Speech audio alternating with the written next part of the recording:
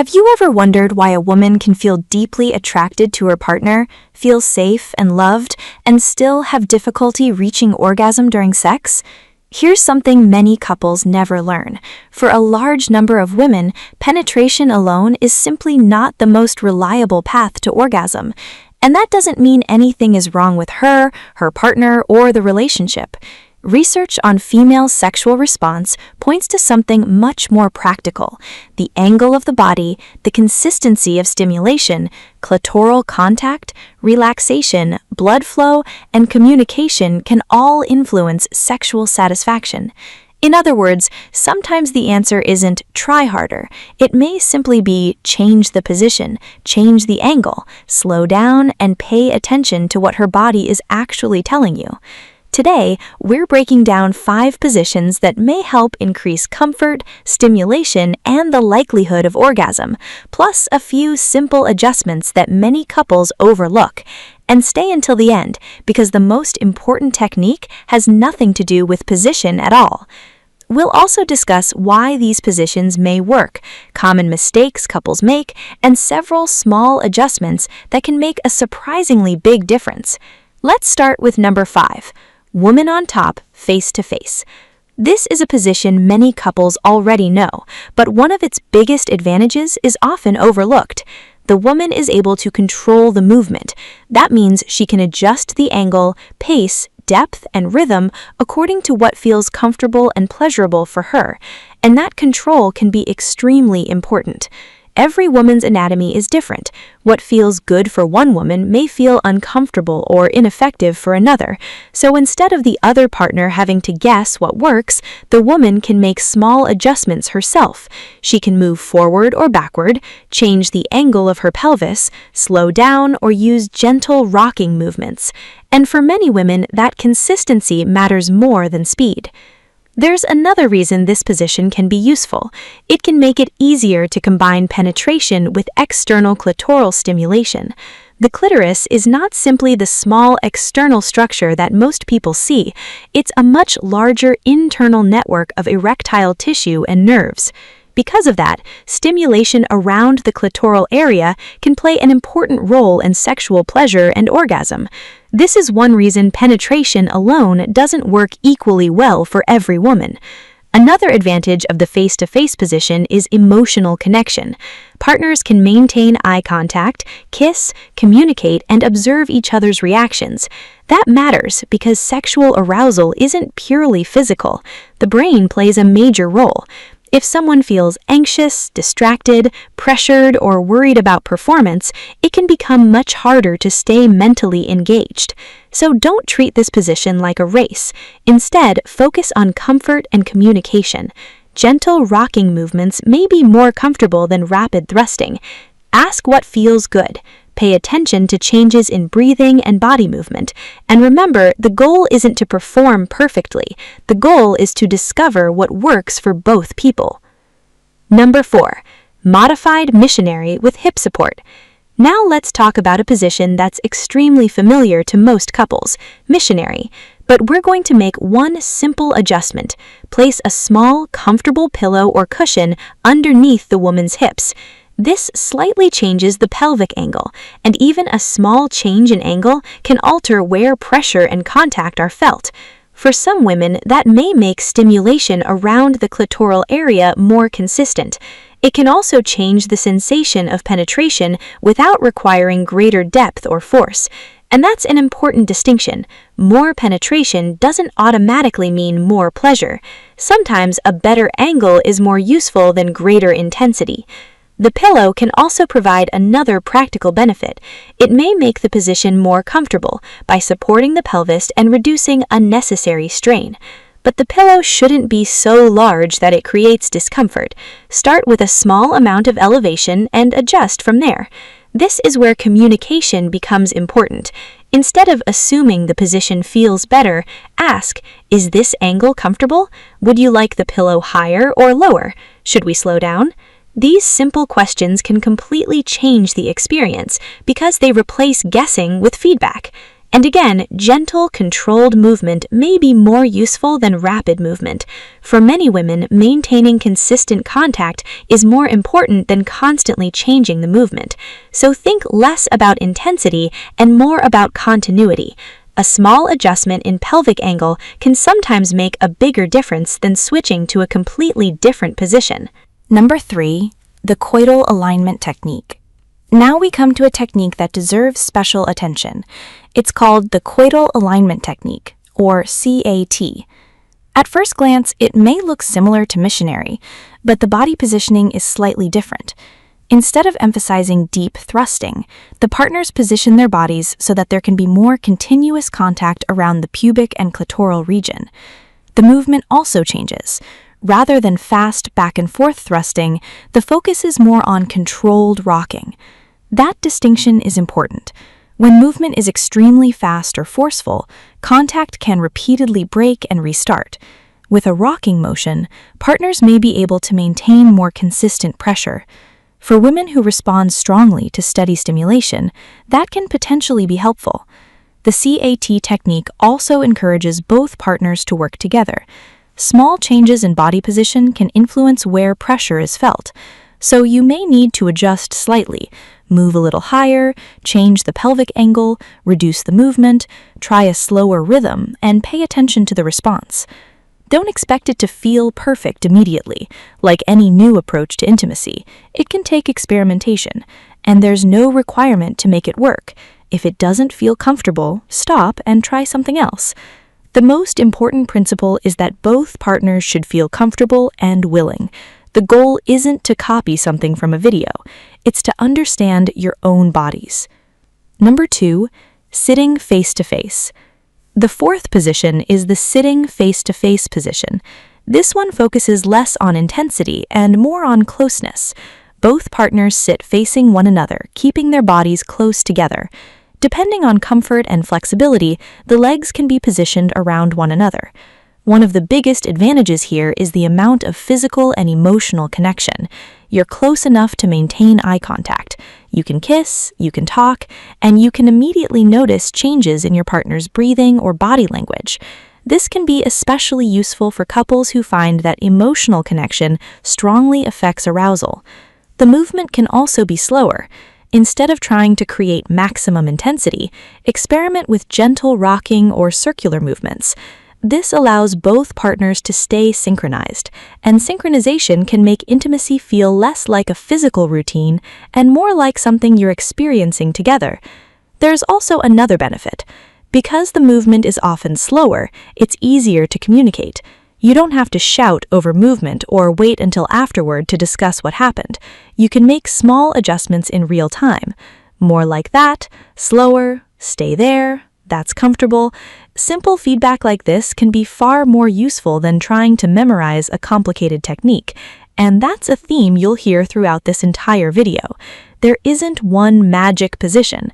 There is only what works best for a particular person and a particular couple. Number 1, rear entry with comfortable hip support.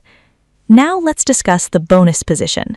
Rear entry positioning can create a very different sensation from face-to-face positions. For some women, it may provide a feeling of greater fullness or a different angle of penetration. A small pillow or wedge underneath the hips can slightly change that angle, but comfort should come first. The goal isn't deeper penetration, it's finding a comfortable position that produces enjoyable stimulation. And this is where many couples make a mistake. They assume that because a position allows deeper penetration, deeper must automatically be better. That's simply not true for everyone. Some women prefer shallower, slower, more controlled movement. Others may prefer different angles or more external stimulation. There is no universal answer. So start slowly, communicate, make small adjustments, and see how it feels. If it's comfortable, continue. If it's uncomfortable, remove it. This is a simple principle that applies to every position in this video. Comfort is information. Pain isn't something to push through. The missing piece, clitoral stimulation. If you remember only one thing from today's video, remember this. Penetration alone isn't the most reliable route to orgasm for many women. The clitoris plays a central role in female sexual pleasure. That's why a couple can have good communication, strong attraction, and a healthy relationship, yet still struggle if they assume penetration alone should be enough. External stimulation can be an important part of the experience, and it doesn't have to happen separately. Depending on what feels comfortable, it can be incorporated before or during intercourse. The key is communication. Ask what feels good. Ask what feels uncomfortable, and don't assume that what worked yesterday will always work exactly the same way today. A woman's response can change depending on stress, hormones, fatigue, medications, mood, relationship dynamics, and many other factors, so flexibility matters. Slow down instead of speeding up. Here's another common misconception. Many people assume that faster automatically means better, but sexual pleasure isn't a competition. For many women, consistent stimulation is more important than speed. Imagine listening to a song where the volume constantly jumps up and down. It becomes difficult to stay immersed in it. Sexual stimulation can sometimes work similarly. If the movement constantly changes, the stimulation can become inconsistent. Slower, controlled movements may allow arousal to build more naturally. This doesn't mean slow is always better. It means that couples should experiment rather than assuming one speed works for everyone. Try slowing down, try maintaining a consistent rhythm, then ask for feedback. You may be surprised by the difference. Don't ignore pelvic angle. Another small factor that can make a noticeable difference is pelvic positioning. A slight change in the angle of the hips can change where pressure and stimulation are felt. That's why a small pillow or folded towel may sometimes help. But the goal isn't to create a dramatic angle. Start small. Make one adjustment at a time, then see how it feels. If it's comfortable, continue. If it's uncomfortable, remove it. This is a simple principle that applies to every position in this video. Comfort is information. Pain isn't something to push through. The psychological side of orgasm. Now let's talk about something many couples overlook completely: the brain. A woman may be physically stimulated but still struggle to orgasm because her mind isn't fully engaged. Stress, work, family responsibilities, relationship tension, body image concerns, fear of pregnancy, fear of judgment, performance pressure, all of these things can interfere with sexual response. This is why telling someone to just relax usually isn't helpful. Instead, couples can create conditions that make relaxation easier. Take your time. Remove unnecessary pressure. Give yourselves permission to stop. Don't make orgasm the only goal. When the pressure decreases, many people find that pleasure becomes easier to experience, and that leads to an important shift in mindset. Stop treating sex like a performance. Movies and social media have created unrealistic expectations about intimacy. Everything looks effortless. Everyone seems to know exactly what to do. Nobody needs to communicate. Nobody gets distracted. Nobody needs to adjust. Real intimacy doesn't work like that. Real couples pause. They laugh. They communicate. They experiment. Sometimes something works beautifully. Sometimes it doesn't. That's normal. A satisfying sexual relationship isn't about being perfect. It's about being responsive. Pay attention, listen, adjust, and communicate. The most important technique is communication. If I could give couples one piece of advice from everything we've discussed, it would be this: talk to each other. Before intimacy, talk about preferences. During intimacy, give simple feedback. Afterward, talk about what felt good and what could be different next time. You don't need complicated language. Questions can be incredibly simple. Do you like this? Should I slow down? Is this angle comfortable? Would you like more or less pressure? These questions aren't signs of insecurity. They're signs of partnership. And when both people feel comfortable giving and receiving feedback, intimacy often becomes much more natural. What if nothing seems to work? If you've tried different positions and techniques and orgasm is still difficult, don't automatically assume something is wrong. There can be many contributing factors. Stress and anxiety can affect sexual response. Certain medications can affect libido or orgasm. Hormonal changes can play a role. Pain during sex can interfere with arousal. Relationship difficulties can also matter. and some medical conditions may affect sexual function. If difficulty reaching orgasm is persistent, distressing, or accompanied by pain, dryness, bleeding, numbness, or other symptoms, talking with a qualified healthcare professional can be worthwhile. There's no shame in getting help. Sexual health is part of overall health. So, let's quickly review the 5 approaches we've covered. Number 1, the woman on top face-to-face position, which gives the woman more control over angle, movement, and rhythm. Number 2, modified missionary with gentle hip support, which may change pelvic positioning and create different areas of contact. Number 3, the Coital Alignment Technique, which emphasizes controlled rocking and continuous contact rather than deep thrusting. Number 4, sitting face-to-face, which prioritizes closeness, communication, and synchronized movement. And the bonus approach, rear entry positioning with comfortable hip support, which creates a different angle and may allow easier combination with external clitoral stimulation. But don't make the mistake of thinking one of these positions is guaranteed to produce an orgasm. There is no universal position, there is no magic technique, and there is no correct way for every woman to experience pleasure. The real goal is understanding. Understand the body. Understand the importance of clitoral stimulation. Understand the role of relaxation. Understand the value of consistent stimulation. And most importantly, understand your partner. When couples stop focusing on performance and start focusing on communication, curiosity, comfort, and connection, intimacy can become much more satisfying. If you found this information helpful, give this video a thumbs up and tell us in the comments which country you're watching from.